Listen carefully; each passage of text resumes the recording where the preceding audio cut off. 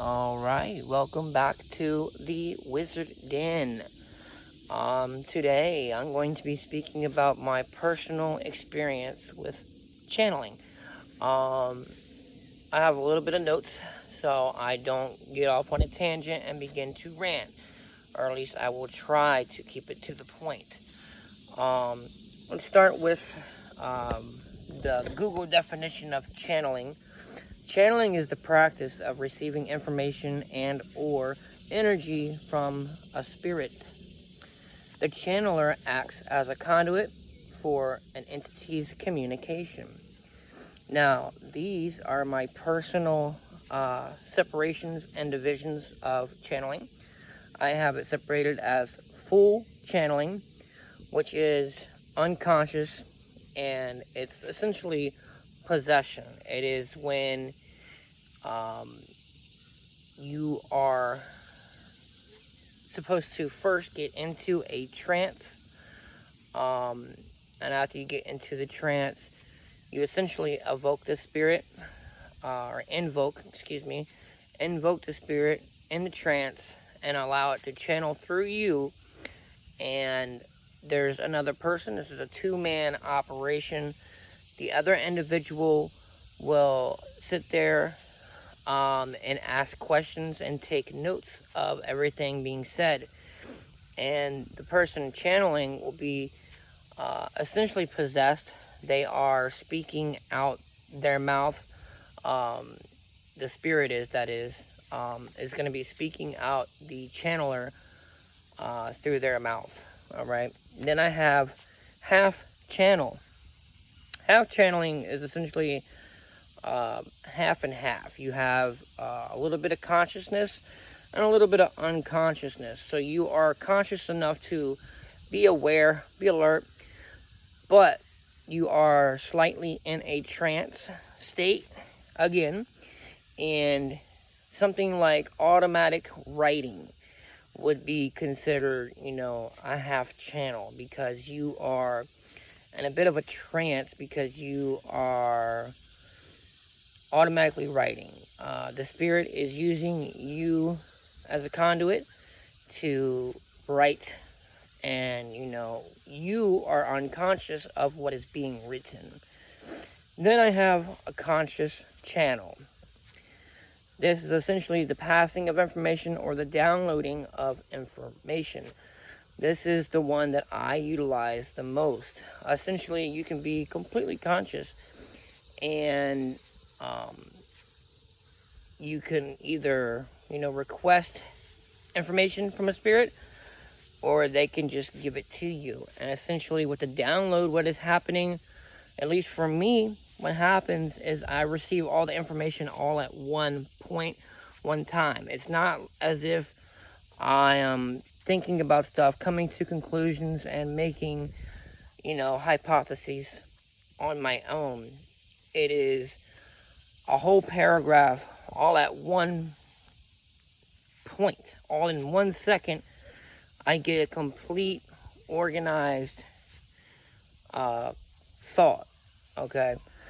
And then I have it separated again into intentional and unintentional channeling. The intentional is when I reach out to the spirit. Unintentional is when I do not, and it's the spirit that is reaching out to me. Okay. Now, for me personally, I unintentionally channel. Essentially, what happens with me is spirits will utilize me to download the information to me. And sometimes they will want me to make videos, and other times they will send people to me, to ask a question, and they'll say something along the lines, such and such a spirit sent me to you. And then I'll ask them, what is your question? Does it have to do with such and such? And they say, yeah. How did you know? And I tell them, I channeled some information. I wasn't sure, but I, assumed it might have been for you. So channeling, so it became accessible to me after I let down my walls. the walls that were keeping them out. I had blockages essentially in the way, as we all do. You know, there's a certain level of uncomfortability with channeling, allowing a spirit access to you. Okay, over time I grew bonds with spirits. I started to trust certain spirits and, you know, become fond of these, you know, individual spirits. When I was open and available, that's when it happened, you know, wishing for any real contact, real wisdom, you know, and then I asked for these things, and I asked for guidance, and I allowed them to give that to me in whichever manner, you know, they wish to move forward with that. And that essentially creates the path. I'm opening the path for that spirit to be able to utilize to communicate to me. I'm basically saying I am open to channeling. I am open to you communicating to me at random when it is best for you to convey whatever message you think I need. Now, there are two different ways I kind of receive a channel. Sometimes it'll come clairaudiently, and, you know, I kind of, you know, sum that up to essentially just regular spirit communication, random spirit communication. And then I also get full, complete downloads all at once, and I call that, you know, clairsentience, because it's a clear knowing, clear cognizance. It's a clear knowing.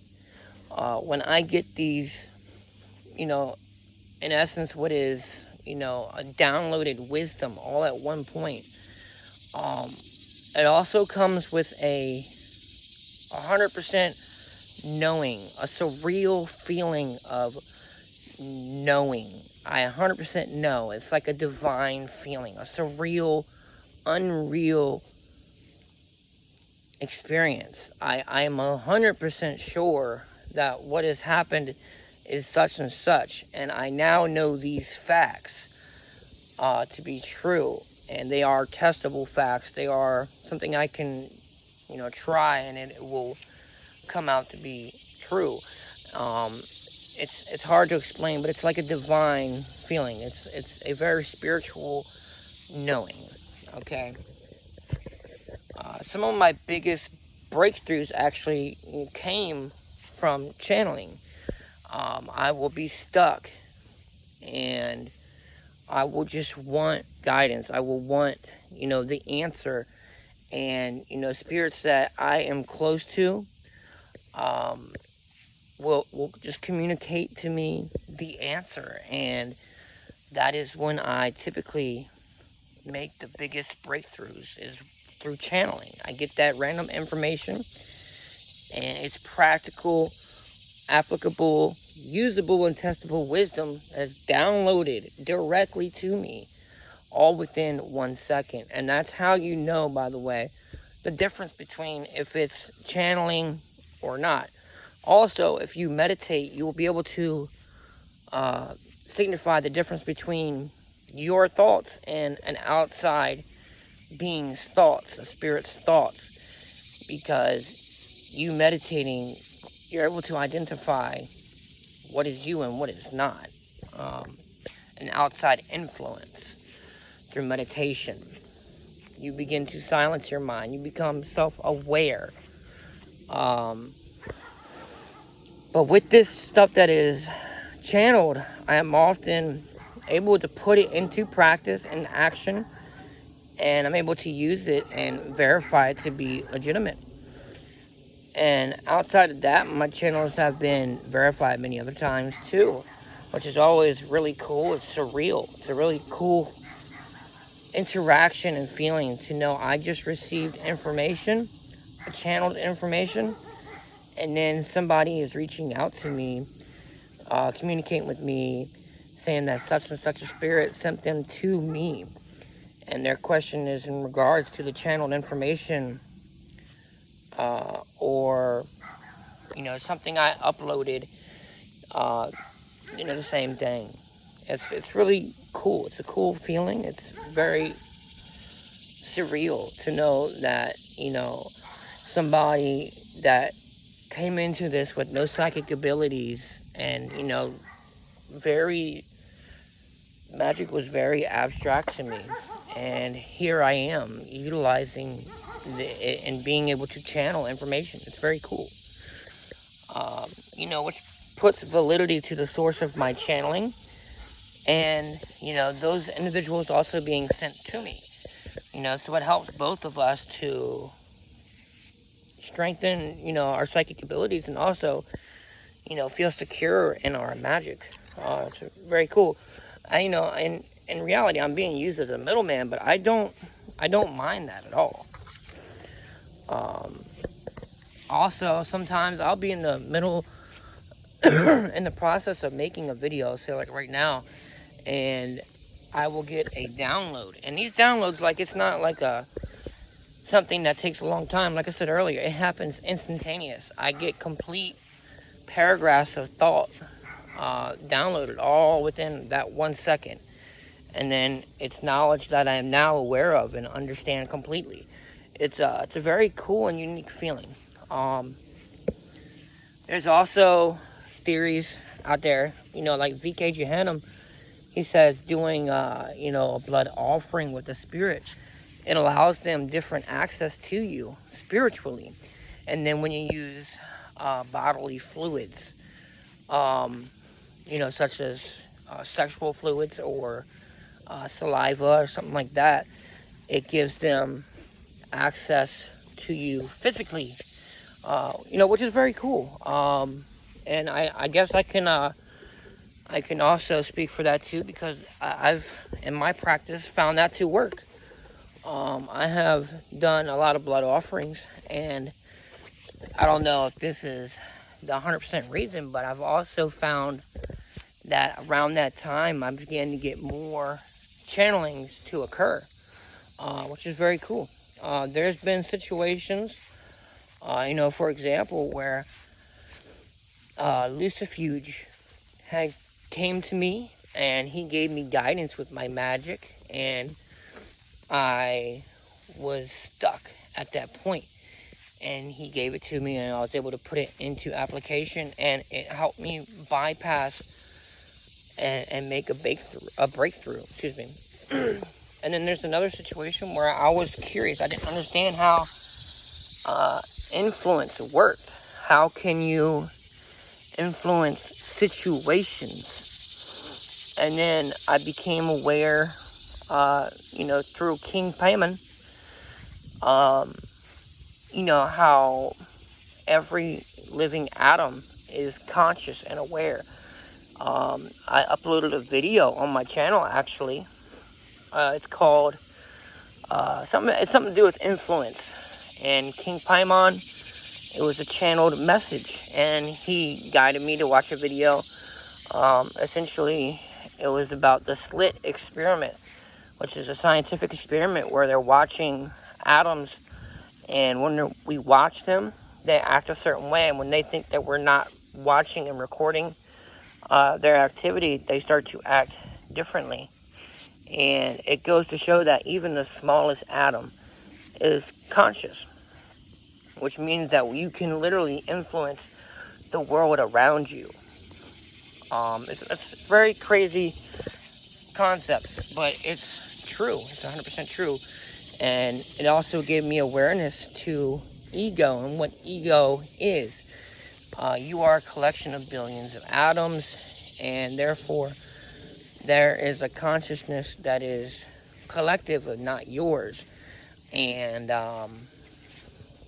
you know, that entity, that collective entity that is your ego, is essentially the atoms that comprise your body, comprise the mind and stuff like this.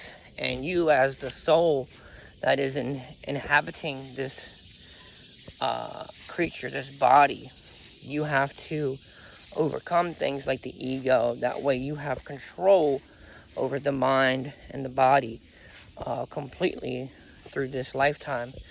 And you know, that was all channeled information. It's very complex stuff, but it was channeled And without it, I wouldn't have understood that concept. It was, you know, there's a lot of cool stuff that comes from channeling. I 100% recommend becoming open to it. Putting your walls down and asking for guidance in any way suitable for the spirit. Alright, well, that's all. That is my personal experience. Peace.